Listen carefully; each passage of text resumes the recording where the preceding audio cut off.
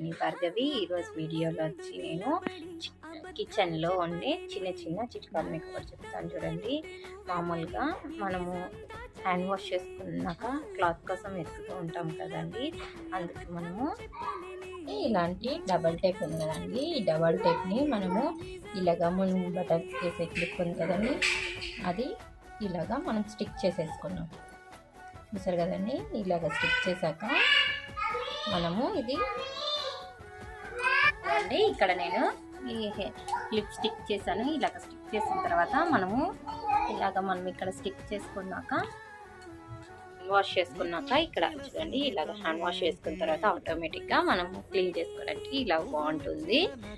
అలాగే ఇక్కడ చూడండి, ఈ క్యాలెండర్కి థ్రెడ్ ఊడిపోయింది, ఎన్నిసార్లు కట్టి పెట్టాను కూడా ఊడిపోతుంది. అప్పుడు దీనికి కూడా చూడండి ఇలాగా క్లాత్ పెట్టి.